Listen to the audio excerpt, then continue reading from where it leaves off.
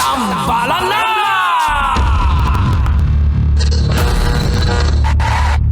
Ang tambalang kumikinang. Coliala and Diego Bandido. Ang kwento. Mula sa mahiwagang burnay. Mula sa mahiwagang burnay.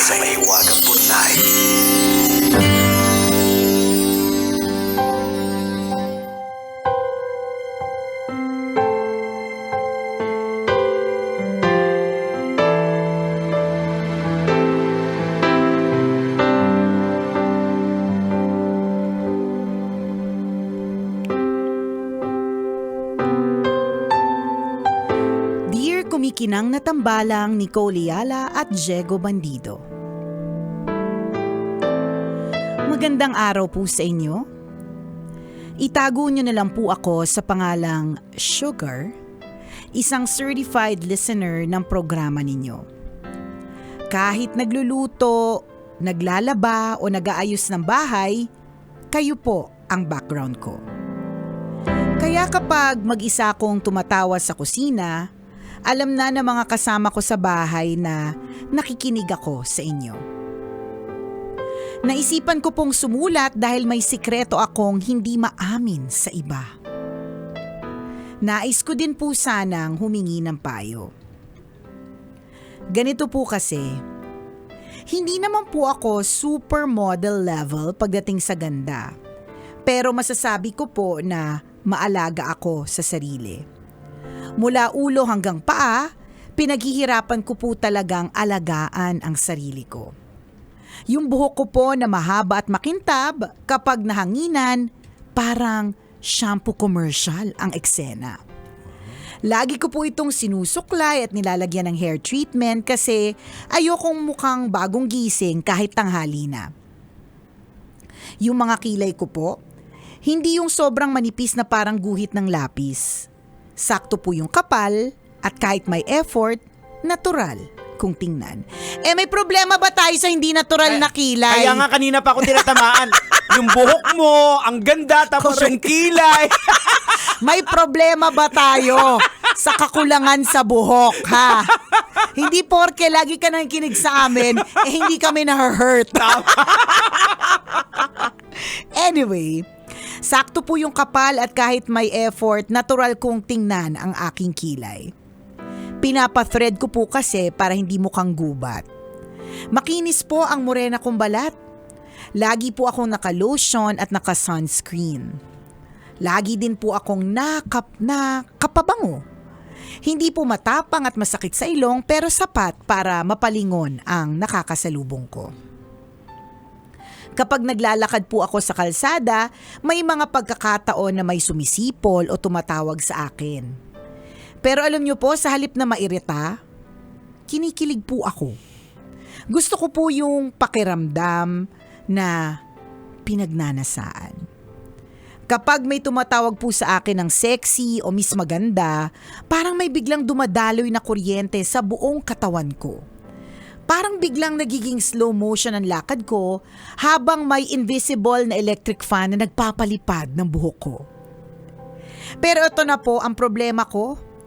Napansin ko po na parang umaasa ako sa ganong klaseng atensyon para ma-feel na maganda ako.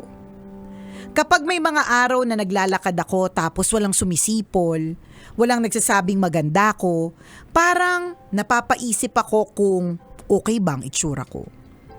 Napapatanong ako sa sarili kung may mali ba sa suot ko o kung magulo ba ang buhok ko.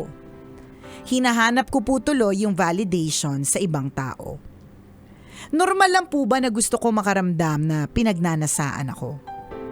Paano ko po ba mararamdaman na maganda ako kahit walang sumisigaw ng sexy sa kanto? Gusto ko po kasing dumating sa point na confident ako kahit walang tumingin o pumupuri. Maraming salamat po sa inyong payo at sa araw-araw na pagpapasaya sa buhay ko. Ang inyong kumikinang na tagapakinig, Sugar.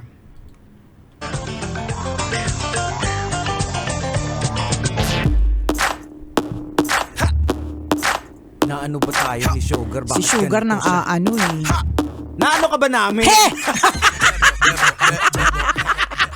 Nagtitimpi lang pala. Pero sa totoo, galit kay Sugar.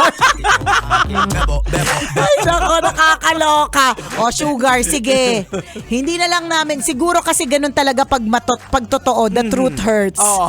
So, para sa amin ni Diego, dahil lang pinuntirya mo ay yung puro buhok. At meron kaming kakulangan nun, ang sinabi niya muna, buhok sa ulo. Oho. Malago. Ayan. Parang hinahangin-hangin na pang commercial. Tapos biglang sumunod yung kilay. O, Kilay. diba? Kakulangan ko yan eh. Tinanong ko pa talaga ikaw, may problema ba tayo kung nakatato ang kilay? O sige, siguro kasi the truth hurts kaya affected kami ni Diego Tama. Bandido. Pero eto na ang yung issue. Bebot, Aha. 'di ba? Feel mo yung external validation. Feel mo kapag may tumatawag sa'yo ng sexy. Alam mo, ito talaga yung isang pagpapatunay na iba-iba tayo na mag-isip. Hindi natin pwedeng sabihin na ang paniniwala natin ay paniniwala ng karamihan. Maaaring oo, merong generic or general na paniniwala, pero meron pa ring kumbaga bale eh. Kumbaga may bale. So for other people, kunyari mga kababaihan, syempre it's International Women's Month, Yes. no? Syempre yung iba ayaw nila ng ganon. Hindi mo dapat sinusutsutan, Correct. hindi mo dapat tinatawag na sexy, hindi mo dapat yung recent na eksena with Ann Curtis, 'di ba? Yung Yes. kanyang recent na issue with her. May mga iba na talagang hindi mo dapat tingnan ng babae sa ganyang klaseng sa ganyang paningin. Oho. Pero meron din Pero, namang mga babae katulad nakagaya nito ni ni Sugar, Sugar, na talagang diba? Feel at talagang dinescribe niya yung itsura niya at Oo. yung effort niya para masutsutan. Oo. 'Di ba? Kasi siya bakit siya nag-take ng so much effort in describing how she looks. Sinabi niya 'di ba na hindi siya pang supermodel. Correct. So kung sa words natin, ang Oo. sasabihin natin hindi siya kagandahan. Ayan.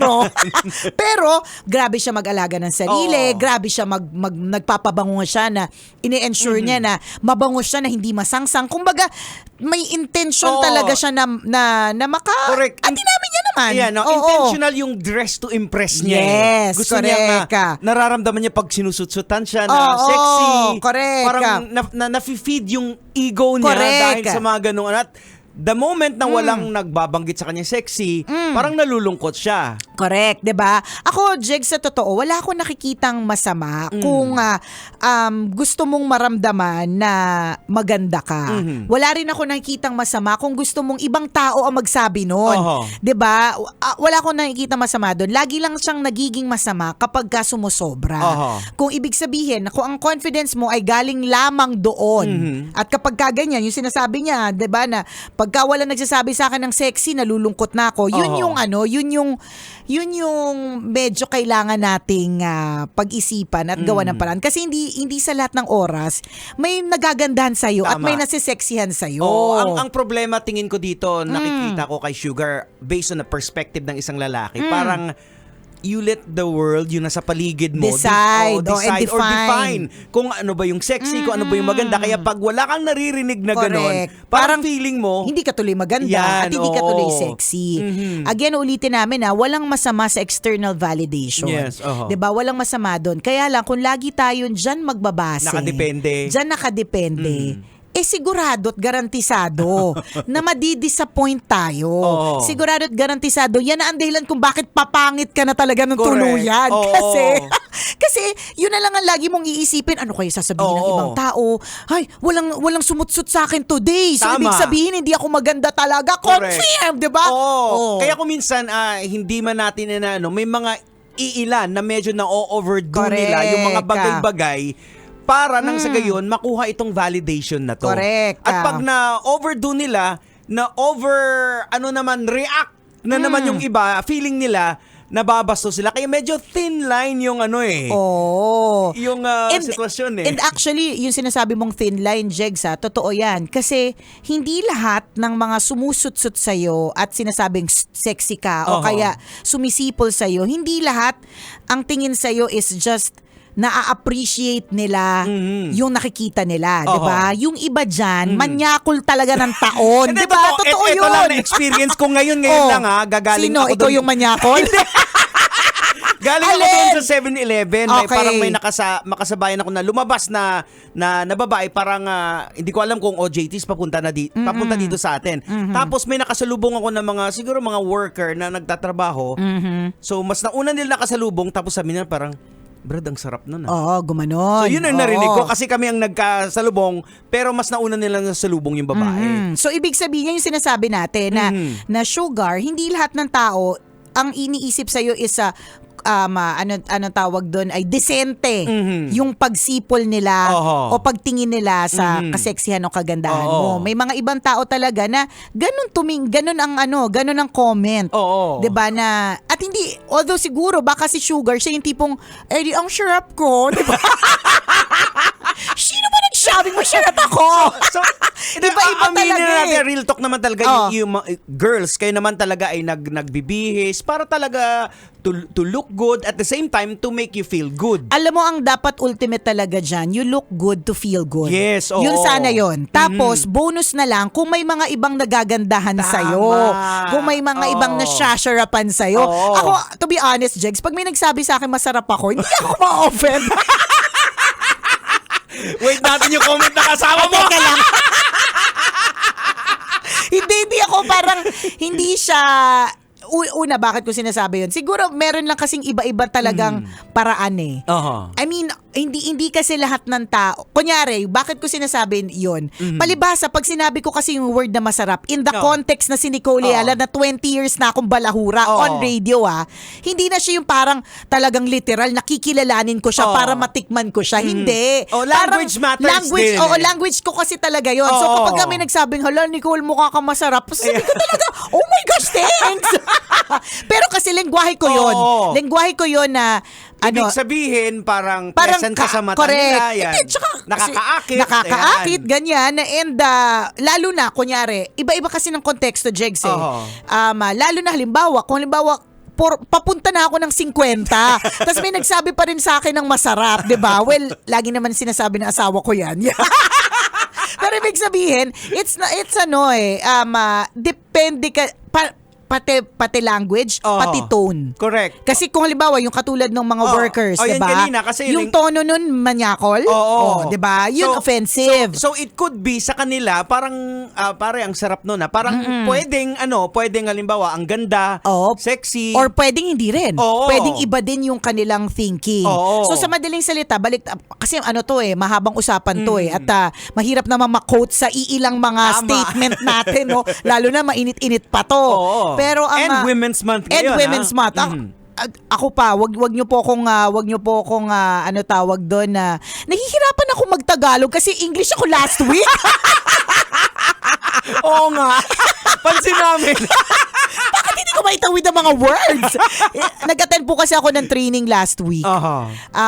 Lahat ng kasama ko, so for 5 days. Kaya siguro pag umuwi ako, parang ang sakit ng ulo ko. Oo, yung Nicole English- Ayala ang Oo. bumida doon na Ingbisera. Nicole Ayala siya yung Oo. siya yung lumabas. Kaya tuloy parang I'm like hirap na mag-Tagalog.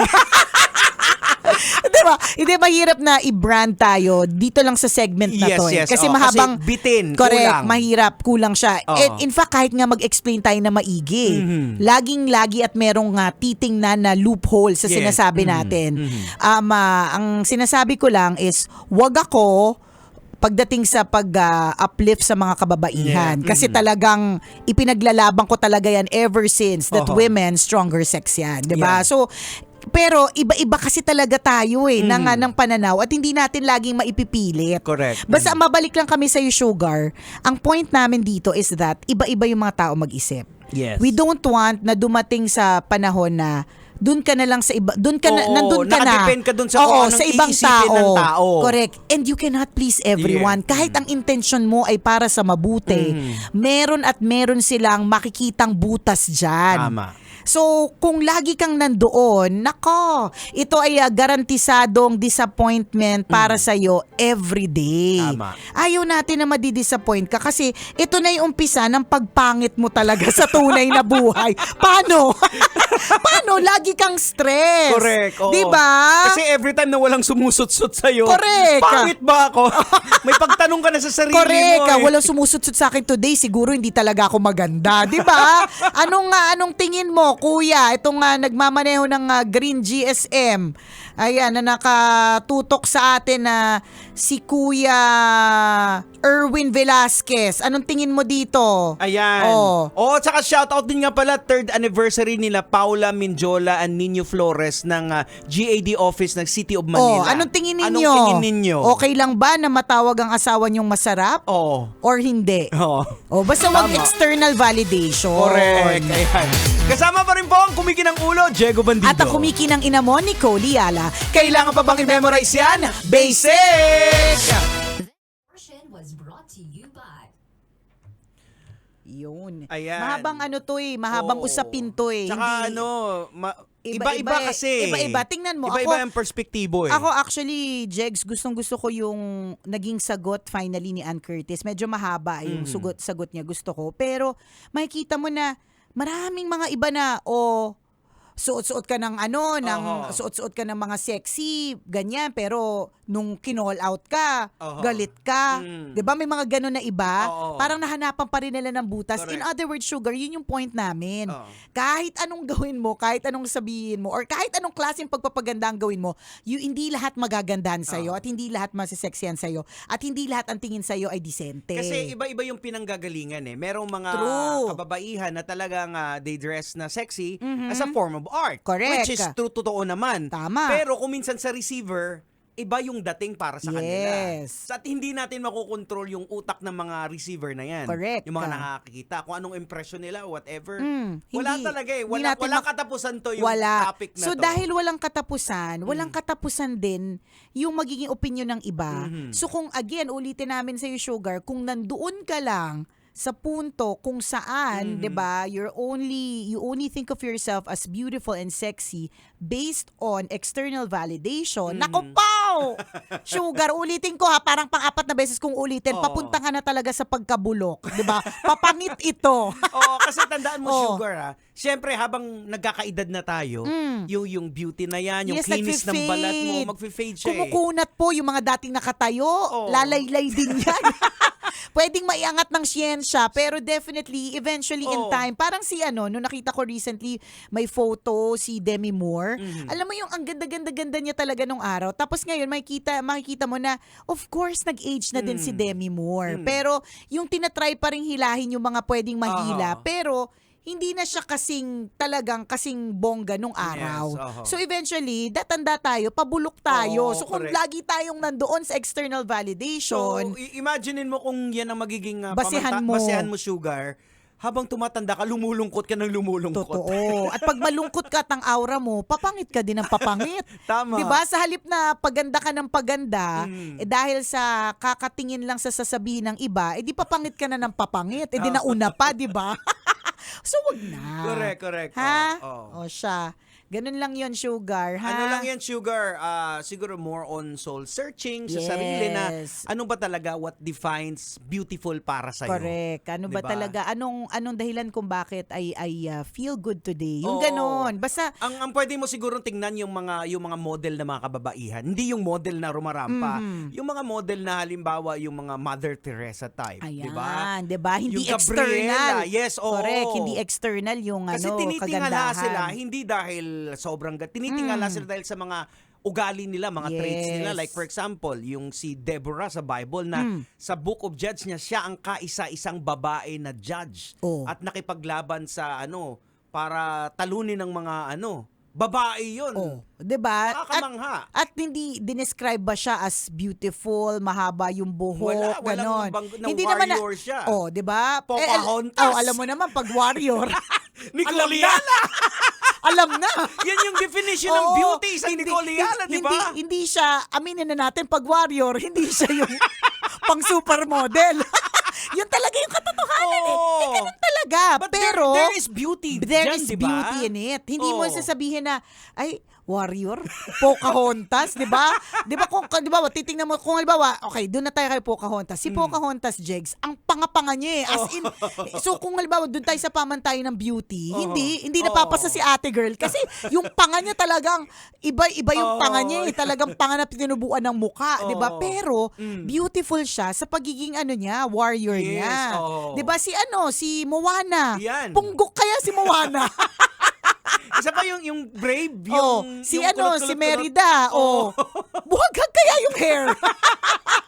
Pero bakit, why do they look beautiful? Yes. Kasi yung character nila Yes, lumalabas. oo. Yun yung character yung mag-outshine sa Tama. lahat-lahat. Oo. Ganon. So focus on that, Sugar. Correct. Oo. Dun ka, Sugar, para hindi laging sa external validation ang pagkuha mo ng self-confidence. Kasi merong mga maririnig ka na kwento na dati hindi kanila nakikita na maganda pero nung nakita nila yung ugali mo tapos tinitigan ko na ay maganda din pala siya. Hindi, alam mo ito, Nag-glow. correct, ito, may mga ganito akong examples eh. Kami magkakaibigan dati nung araw, nung wala pa akong asawa. Sinasabi namin, kunyari, meron kaming crush na lalaki. Tas, alam mo naman, physically hindi ganun, pero dahil matalino, Oho, yan. parang may ibang dating, parang wow, di ba? Because yun nga, it's not all about external. Correct. Oho. O, yun lang ha. O siya. Salamat, Sugar! Ayan, salamat din. O, mga kabisyo, bukas ulit, ha? Okay. Bye-bye! Metro's #1 Love Radio. Basic!